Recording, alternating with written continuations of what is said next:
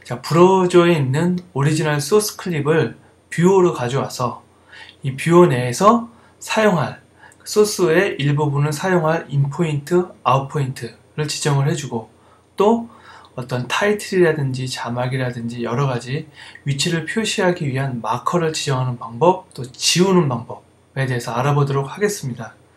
먼저 브라우저 내에 이렇게 아름다운 실패라고 하는 클립을 더블 클릭을 해주시면, 그죠? 더블 클릭을 해주시면 이렇게 뷰어 내에서 소스 클립을 이렇게 플레이 헤드를 가지고 위치를 찾으실 수가 있습니다.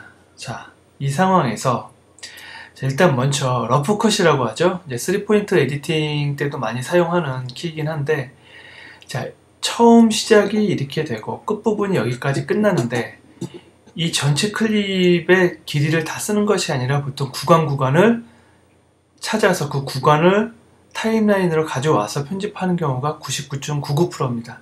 이렇기 때문에 인포인트와 아웃포인트를 지정해 줄 필요가 있는데요. 자, 인포인트를 먼저 지정해 주는 방법은 여러 가지 방법이 있습니다만, 이렇게 보시다가 I키를 누르시면 자, 이렇게 인포인트가 지정이 됩니다. 이렇게 쭉 또 보시다가 필요하신 부분에 O키를 누르시면 이렇게 인포인트와 아웃포인트가 지정이 됩니다. 자, 인포인트와 아웃포인트를 지우는 방법은 여러 가지가 있는데요. 자, 이렇게 스크롤바 위에서 마우스 오른쪽 버튼을 누르시고 클리어 인 앤 아웃 하면 인키가 아니죠. 인과 아웃이 한꺼번에 지워지게 됩니다. 그렇죠? 만약에 인과 아웃이 지정되어 있는 상태, I키와 O키를 눌러서 그 상황에서 클리어 인만 하면 인만 지워지고 클리어 아웃만 하면 아웃만 지워지게 되겠죠. 그렇죠? 예.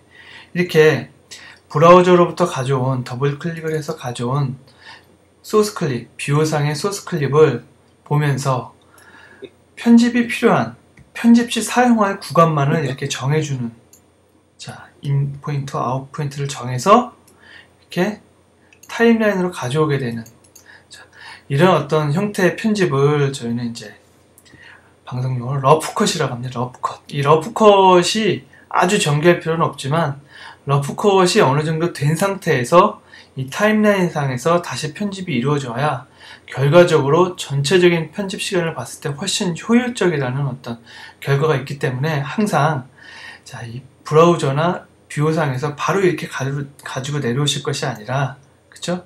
이렇게 바로 브라우저 상에서 바로 타임라인을 이렇게 한꺼번에 다 가져오실 것이 아니라 항상 소스 클립을 뷰어에 오픈하셔서 필요한 부분을 인포인트, 아웃포인트 잡아서, 그쵸? 이렇게 가지고 내려오시거나 또 이렇게 가지고 내려오시는 이런 방법이 필요하게 됩니다. 자, 저희가 지금 인포인트, 아웃포인트를 만들고 또 인포인트, 아웃포인트를 지우는 방법, 그쵸? 마우스 오른쪽 버튼을 눌러서 클리어 인 앤 아웃, 또 한꺼번에 지우기, 이런 방법이 있고요. 자, 인 앤 아웃을 저희가 지정하는 방법을 배웠고요. 자, 이렇게 쭉 보시다가 인 앤 아웃이 아니더라도 나중에 이 부분에 이렇게 어떤 자막이 들어가겠다 하는 걸 미리 표시를 해두는 부분이 있죠. 그럴 때는 쭉 보시면서 M키를 이렇게 누릅니다. 자, 이렇게 M키를 누르시면 이렇게 분홍색으로 마커가 표시가 되죠. 이거는 in and out 하고 좀 다르죠. 표시를 해놓는 겁니다. 이 소스 클립을 보면서 나중에 이 부분을 잘라야겠다, 뭐 자막을 넣어야겠다, 이 부분에 음악에 클라이막스가 들어가야겠다, 이렇게 M키를 누르면서 이렇게 표시를 해놓는 겁니다. 자, 이런 러프컷 과정이 필요합니다. 처음에는 캡처를 받든 미디어 소스를 가져오든 이렇게 브라우저 상에서 뷰어로 소스 클립을 가져온 다음에, 그렇죠? 이렇게 쭉 보시면서 마커, 그렇죠? 마커를 만드시고, 이렇게 마커를 만드신 다음에 그 필요한 부분을 이렇게 표시를 해두는 겁니다. 이렇게. 자, 이렇게 표시를 해둡니다. 자, 그렇죠? 마커가 이제 심한 경우에는 뭐 한 클립에 몇십 개씩 있는 경우도 많이 있죠. 몇십 개씩 있는 경우도 많이가 있습니다. 자, 이런 마커나 인, 아웃 개념을 사용하지 않고 바로 브라우저 상에서 소스 클립을 끌어다 쓰는 거는 이제 옛날식의 방식이니까 잊어버리시고, 이제부터는 이 브라우저 상에 있는 소스 클립을 뷰어로 가져오셔서 쭉 보시면서 마킹을 해주십니다. 필요한 부분을 마킹을 해주시고 그 부분을 잘라주시는 그런 어떤 연습이 필요하게 됩니다. 자, 이렇게 마커가 많이 생겼어요. 이렇게 마커가 많이 생겼을 때 이 마커 사이를 이렇게 마우스로 이렇게 하나하나 이동할 수 있습니다. 이렇게 마커가 선택되면 노랗게 변하죠.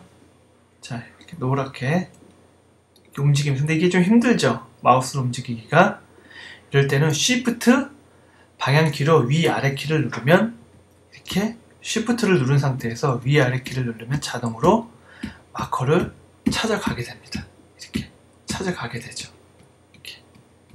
굳이 마우스를 이렇게 하나하나 이렇게 움직이지 않아도 Shift 위아래 키를 누르시면 마커 사이를 이동하면서 움직이게 됩니다.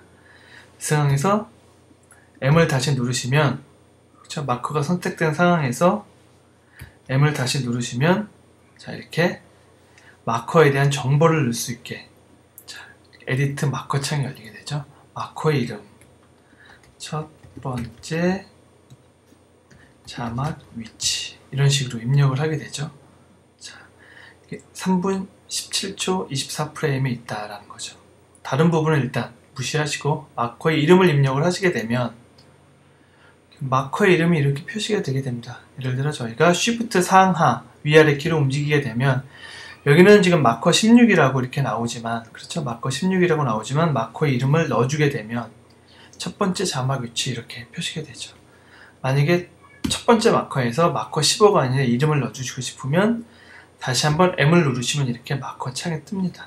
그래서 제일 처음 마커 입력을 해주시면 제일 처음 마커가 뜨죠. 마커 사이를 Shift 상하 위아래 키로 움직이시면 이렇게 마커간을 움직이실 수가 있습니다. 자, 이렇게 마커간을 움직이실 수 있고요. 마커를 지울 때는요, 뭐 여러 가지 방법이 있습니다. 이렇게 마커를 Shift 상하 키로 움직이신 다음에 마커 사이를 움직이신 다음에 M을 다시 눌러서 델리트 이렇게 하시는 방법이 있고요.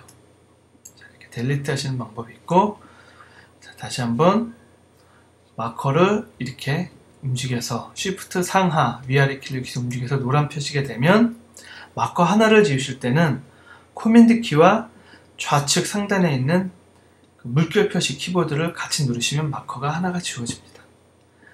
옆에 마커로 이동을 해서 다시 코맨드 키와 좌측 상단에 있는 물결 표시를 누르면 이렇게 없어지죠. 만약에 귀찮으셔서 한꺼번에 다 지우시고 싶다, 자, 한꺼번에 다 지우시고 싶다 하면 컨트롤 키와 좌측 상단에 있는 키보드 물결 표시를 누르면 마커가 한꺼번에 다 지워집니다.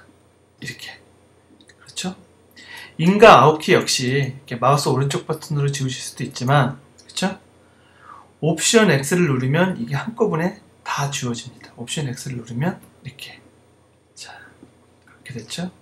이렇게 마우스 오른쪽 버튼으로 클리어 인 앤 아웃도 할 수 있고, 옵션 X를 누를 수도 있고요.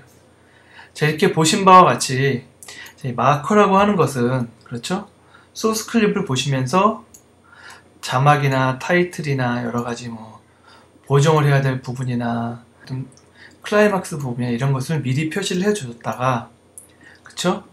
표시해 놓았다가 마커 사이를 이동하면서 인과 아웃 부분을 잡아줘서 가져올 때 유용하게 사용될 수가 있습니다. 자, 지우는 방법 역시 다시 한번 복습을 꼭 해보시고요. 자, 3포인트 에디팅을 하시기 전에 오늘 가르쳐드리는 이 부분을 꼭 기억을 하시고 반복 학습을 하시기 바랍니다.